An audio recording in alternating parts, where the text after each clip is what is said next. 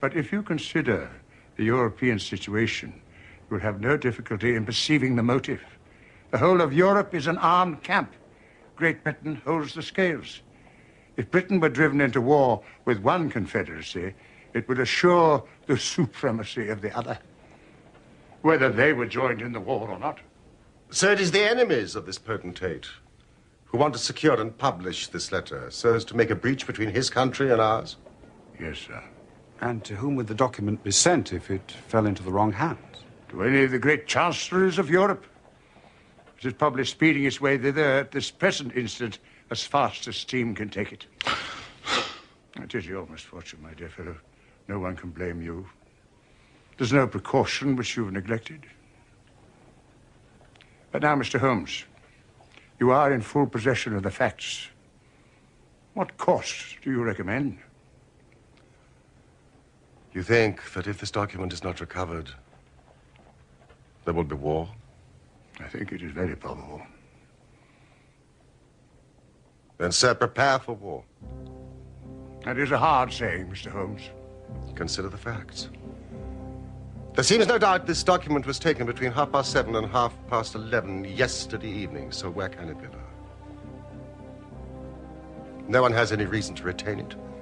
It has been passed from hand to hand rapidly to those who need it and who will pay well for it. What chance do we have to overtake it or even trace it? It is beyond our reach.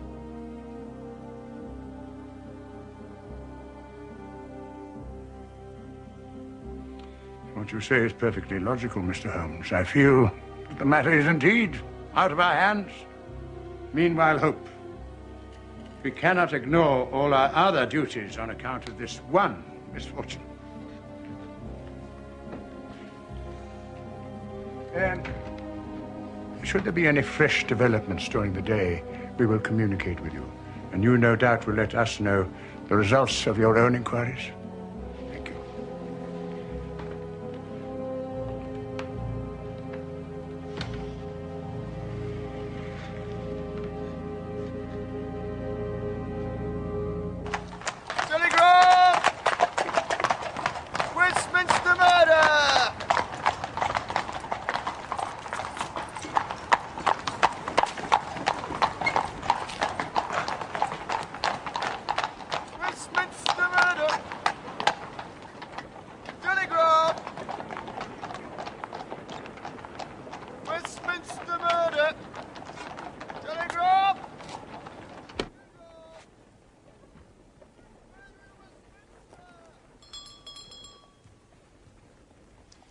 The situation is desperate, but not hopeless. There are only 3 men capable of playing so bold a game: Oberstein, La Rothiere, and Eduardo Lucas. Even now, if we could be sure which one of them has taken it, it is just possible that it does not pass out of their hands. It's a question of money with these fellows, isn't it? Oh, we have the British Treasury behind us. Oh, if it's on the market, I'll buy it. If it means another penny on the income tax. Come in. Excuse me, Mr. Holmes. Mrs. Hudson, what is it? Lady Hilda Trelawney Hope. Show her in.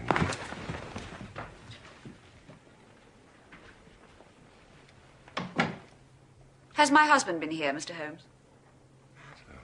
Yes, he has been here. Mr. Holmes, I implore you not to tell him I came here. Your ladyship puts me in a very delicate position. I beg of you to sit down and tell me what it is you desire.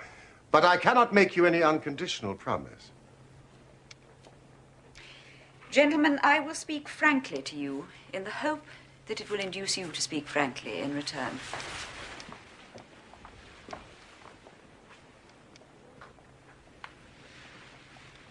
There is complete confidence between my husband and myself in all matters except one. That one is politics. On this, his lips are sealed. He tells me nothing. Now, I am aware that there was a most deplorable occurrence in our house last night. I know that a paper has disappeared, but because the matter is political, my husband refuses to take me into his complete confidence. Now, it is essential, I say, that I should thoroughly understand it.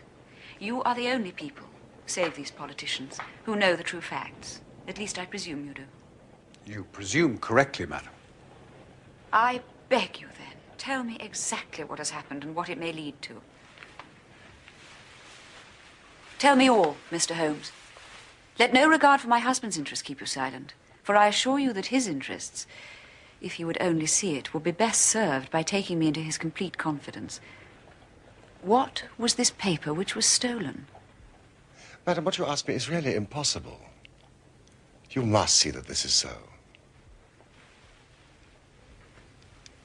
I mean, if your husband thinks fit to keep you in the dark over this matter, is it for me, who has only learned the true facts under the pledge of professional secrecy, to tell what he has withheld?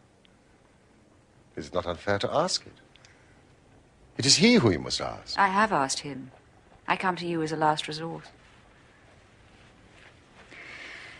But without your telling me anything definite, you may do me a great service if you would enlighten me on one point. What is it, madam? Is my husband's political career likely to suffer through this incident? Well, let me say that if it is not put right, it may have a very unfortunate effect. Oh.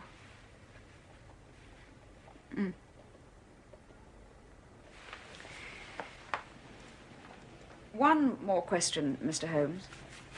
From an expression which my husband dropped in the first shock of the disaster, I understood that terrible public consequences might arise from the loss of this document. If you said so, I cannot deny it. Of what nature are they? There again, you ask me more than I can possibly answer. Then I will waste no more of your time. I cannot blame you, Mr. Holmes, for refusing to speak more freely. And you on your side will not, I'm sure, think the worst of me because I desire to share my husband's anxieties, even against his will.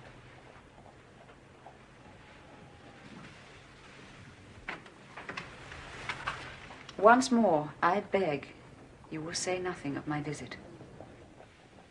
I say. What a really remarkable and beautiful woman. The fair sex is your department, Watson. What did you really want? Surely her own statement was clear and her anxiety very natural.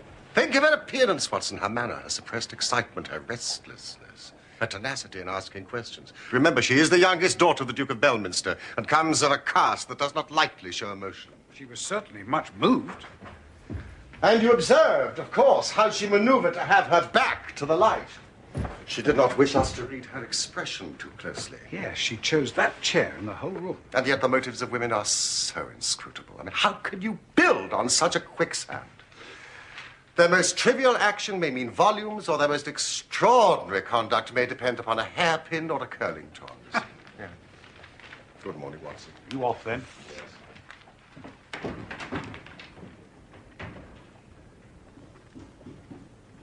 Holmes! Was one of the agents you spoke of called Eduardo Lucas Yes. of Godolphin Street? Yes. You'll not see him. Why not? He was murdered in his house last night.